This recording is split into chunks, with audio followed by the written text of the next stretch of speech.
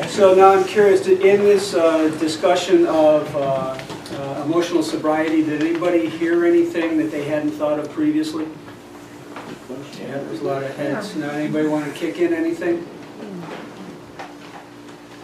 And that's absolutely fine. Yes, Kevin. Oh, yeah, Gene, the point you talked about, and I think we hit on it over here, you talked about being awake, about the process being an awakening. You know, one of the things that Susan in our group talked about, the fact that over time, realizing that, you know, and I'll speak for me, because of the structure of the personality that I created during my insanity, that emotional sobriety had a lot to do with breaking that structure apart and not living the lies anymore that I had lived for so long.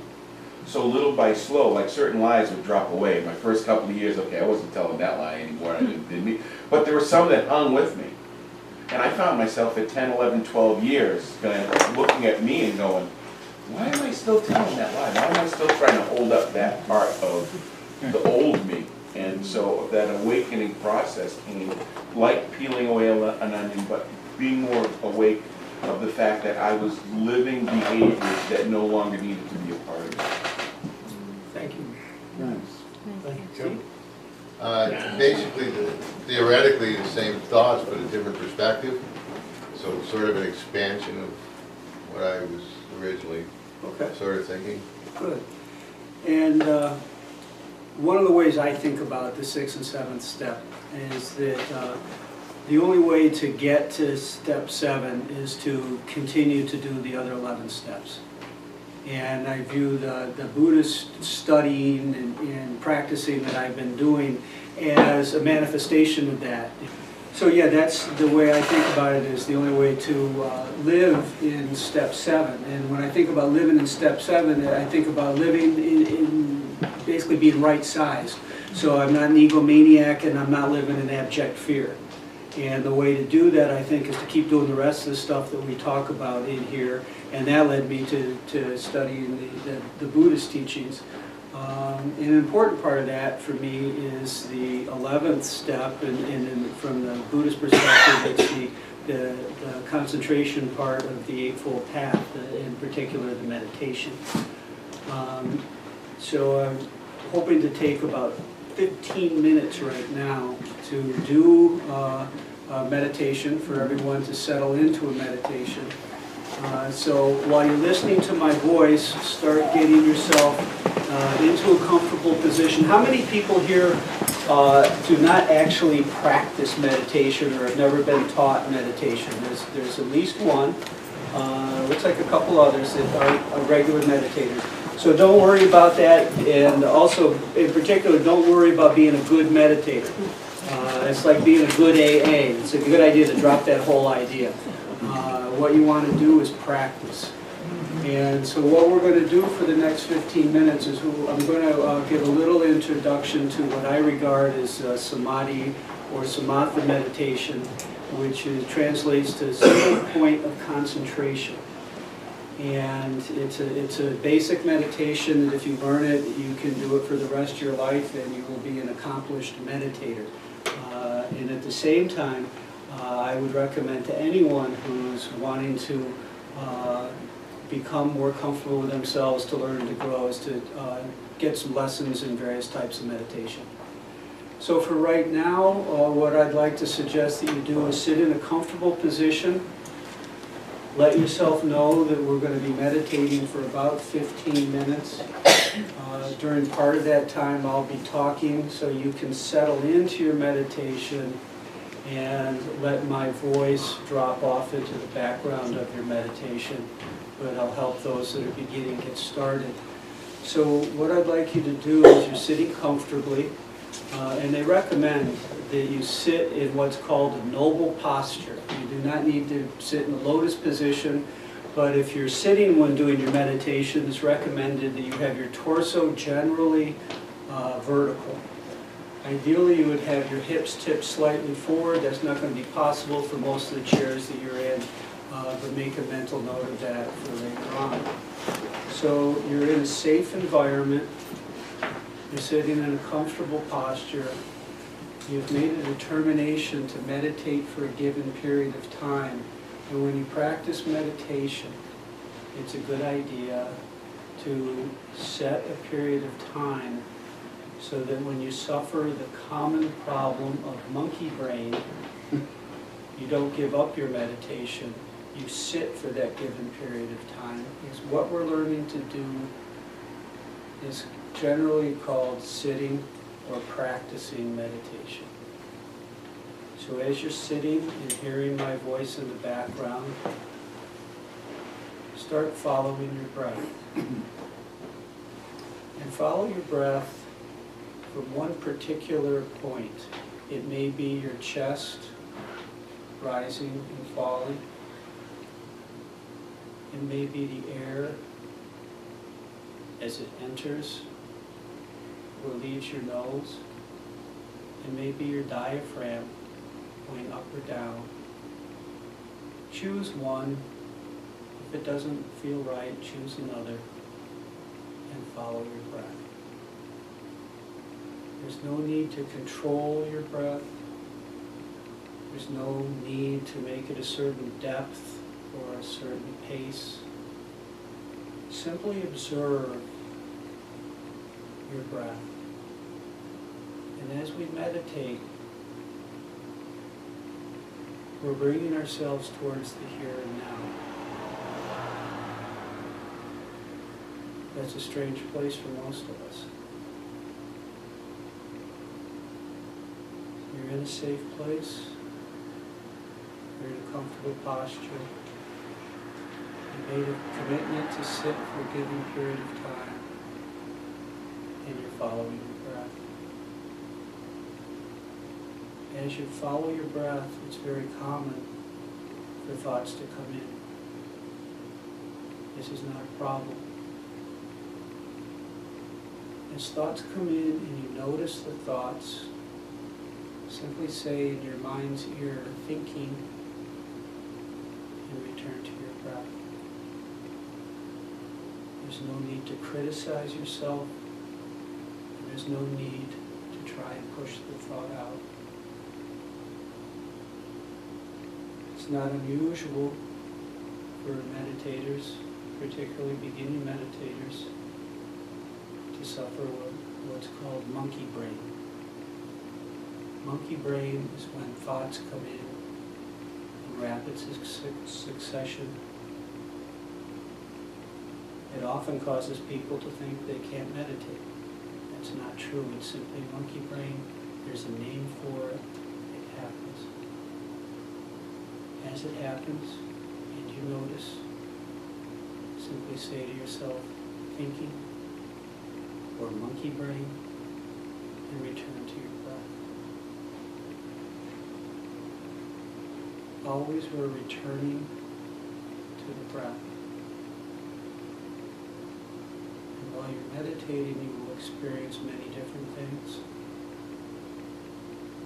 You may just notice you are asleep. That's a thought.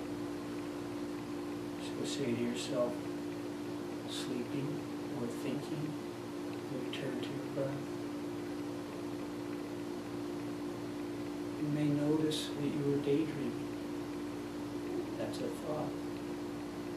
So say to yourself, thinking or daydreaming, and return to your breath.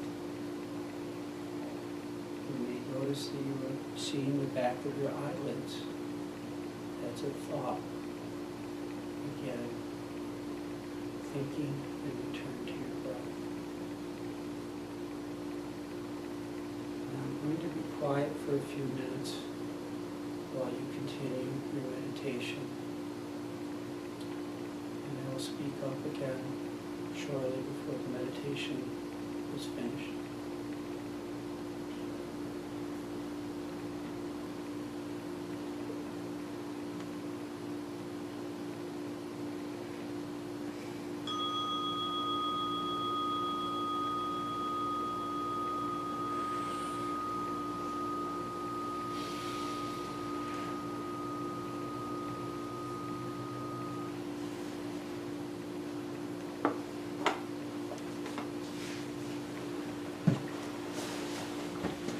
and that's Samadhi or Samatha meditation.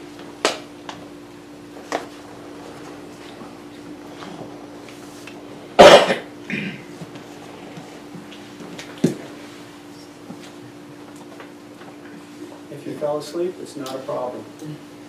If you couldn't quiet your brain, it's not a problem.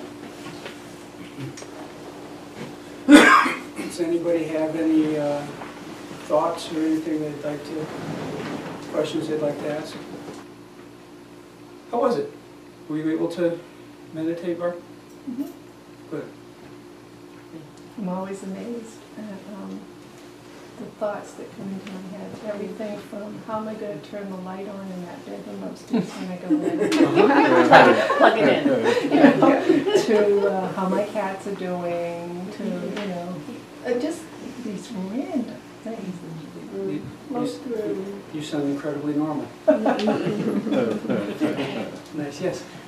What I find helps me is to try to allow it and not force it. Mm-hmm. For years I used to have to do, meditate or yoga or whatever a certain way, and I was so hard on myself. Mm-hmm.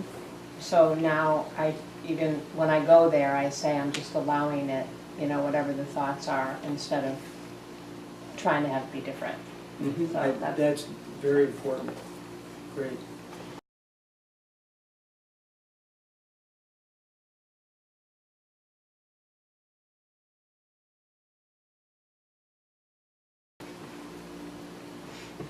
So we're going to cover a very important part of Buddhist teachings in about 10 minutes. We're going to do a lot of stuff in a matter of minutes that normally take years. So pay attention fast. In the West, the last 10 years or so, people have been talking a lot about mindfulness, and that is a very important part of Buddhist teachings. And it fits in perfectly with the 11th step of AA with the prayer and meditation. And there are a lot more benefits of prayer and meditation than I think we often talk about in the rooms. But if you were to go to Buddhist teachings for any length of time, they would stress that mindfulness without a foundation of moral and ethical behavior is not helpful. And we experience that all the time in AA when we see people that are not drinking, but they're conducting themselves in other ways that are not good for the individuals and not good for the group. And I think that Buddhist teachings for me give more tools for me to see, oh, that's what's going on for me, versus just the stories I might be catching in the rooms or from some other source. And quite honestly, I'm generally not comfortable talking about moral type things. I refrain from it in my work life to the best of my ability. I'm generally comfortable with the idea of ethics, but as I reflect on these retreats as we do them, it gets more and more difficult to avoid the reality is that I have a moral code of conduct that I live by. It may not be the same as yours, and I wouldn't say that you need to live by mine or I need to live by yours, but it is a good idea for me to know what mine is and to pay attention to what aspects of it works and what aspects don't work. And those parts that don't work is a good idea to change. And I can't really do that if I don't have a framework to conceptualize what's going on for me. And so the Buddhist teachings help me to conceptualize the underpinnings of what I'm doing or not doing in a way for me that's helpful. And the first thing that the Buddhists talk about that are just sort of profoundly have to do with ethics and morality are the 5 precepts. They're in your outlines. You don't need to refer to them. It's just so that you know you'll have them later on. Because quite honestly, the 5s and the 6s and the 7s and the 8s get a little confusing. And so to have them to refer to, and then you can find all sorts of information about all these things, whether you Google it or go to the library, go to the bookstore, and it'll help you access what you want to think about. So the 5 precepts are pretty cut and dry. at least as you get to the first one, refrain from killing. Christian precept, Buddhist precept. It's probably a good idea. A lot of people aren't very good at it. The Buddhists generally are more inclined to be nonviolent than many other traditions. And it has a profound influence. Not all Buddhists are vegetarians. There's a lot of Buddhists that eat meat. There's not a proscription against eating meat, which seems a little possibly hypocritical. But one of their precepts is no killing, even if somebody else thinks it's a good idea for you to do it. They also talk about refraining from cheating and stealing, more specifically, not taking anything that isn't offered. And so that's the difference between the stealing is, not going into a home and taking $1,000. But they also say you really shouldn't lift the pen out of the bank when you sign your deposit slip. And so there's an evolution and a deepening of those thoughts as to what they mean. The third precept is refraining from false speech. Now, has anybody ever heard anybody gossip in AA? There's some overlap here. So from false speech, they talk about several different aspects: lying, slandering, gossiping, and spreading rumors. When we get into the Eightfold Path, we'll be going into some other details that they actually delineate things further.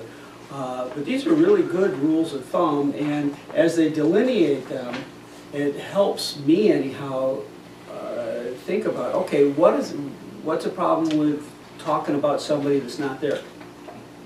And rather than just say, my sponsor told me not to gossip, it sort of lays out how come and what actually happens, not just to, say, the group, but what happens to me when I'm not being mindful and I'm talking about this or that or the other thing out of school. So these are, I think, important precepts. Refrain from sexual misconduct. Lord knows we hear enough about not getting into relationships in our first year in recovery, and then taking it further, it's not hitting on newcomers. So the Buddhists have been talking about this for 2,500 years. It's not something that just got started in 1939. And they, again, delineate it further, and we'll talk about that, all this stuff in more detail tomorrow. And finally, the fifth precept is refraining from the use of intoxicants, and more specifically that can cloud the mind. And there's a lot of debate about what this means, and depending on what school and lineage Buddhist teachings you have, there's a whole lot of Buddhists that do drink, and there's some rather famous Buddhists, including the last Dalai Lama before this one, that hit it pretty hard. And there's all sorts of problems that come from that. There are a number of teachers in the U.S. now that are working from both the 12-step and Buddhist framework, and generally take the view that Buddhists should refrain from intoxicants of any sort in any amount. And so that is one set of beliefs. Myself being a member of AA, and I qualify for NA. I don't happen to go to it, but I'm all for it. I certainly need to refrain from intoxicants of any sort. And that is, in fact, comes all the way back directly from the Buddha himself. He's the one that came up with the 5 precepts. They didn't evolve 1,000 or 2,000 years later for some social control thing. He really felt that it interfered with a person's ability to become awake. And I think he probably is right about that, at least in my case. So those are the 5 precepts, and I just wanted to mention them tonight in the context of emotional sobriety in the context of the ethical and moral underpinnings of being an emotionally sober person. But another way that Buddha would put it is the 5 precepts have to do with refraining from what is wrong and doing what is right. And the way I think about that is refraining from what doesn't work and trying to do what does work. And as it turns out, you know, they're very similar concepts. It gets away a little bit of the moral overtones of that I still carry concerning of people being judgmental or self-righteous as they're talking about ethical and moral issues. The purpose of all of this, none of this is to be judgmental nor to shame other people. One of the problems with wanting to be a better meditator is we shame ourselves. And as we shame ourselves, we're pulling ourselves away from where we want to go. But it's such a deeply ingrained habit for most of us, especially those of us that grew up in what they call dysfunctional families, and that then had our own dysfunctions. Letting go of the shame and not reinforcing it using a different model. And it's very possible to use a 12-step framework to shame yourself, or to use a Buddhist framework to shame yourself, and it's not the purpose of either of them. And tomorrow when we talk about the Four Noble Truths and the Eightfold Path, hopefully we'll keep coming back around to this idea. We are not trying to become better than everyone. We are not trying to get to some self-righteous, highly evolved place. What we're trying to do is wake up and live a way that works better for all of us. Now we're getting towards the top of the hour, but we're not going to be kicked out exactly at the top of the hour. Does anybody have any questions, thoughts, concerns, comments that they'd like to bring up? Any thoughts, feelings, concerns? Jake, Yes. I have a question for you. Uh-huh. I always struggle with this, whether I do yoga or try to meditate. Perhaps the minute you said to focus on my breathing, it screws me up. Okay. I struggle with, when I start to focus on my breathing, I almost like want to start hyperventilating. You know, because I become so aware of it that it's almost like then I screw myself up when I'm trying to breathe. I know you said don't try to breathe a certain way and stuff, but it just seems, then I start thinking about it, I want to change it. Okay. That you are not the only person that happens to. It's not uncommon. Probably the best way to change that is to go in the side door. And in saying that, we're going to do an overview of what's called Vipassana meditation tomorrow, which is geared more towards scanning the body and noticing what's going on in various parts, and is less focused on the breathing. It's not to say that it doesn't have any focus on the breathing, but it's less focused on the breathing, and that may help you. We're also going to do a couple other types of meditation that are more cognitive. We're going to do a metta meditation, which is a loving kindness meditation, and a forgiveness meditation. And as you do those, whatever the issue is with the breathing may just unstick, because by that time, whatever is causing it basically could resolve. And you may very well never know what the hell it was about. And that's okay, you don't need to know.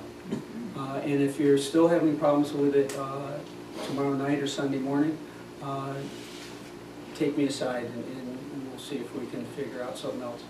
Okay. Okay? It's not at all uncommon.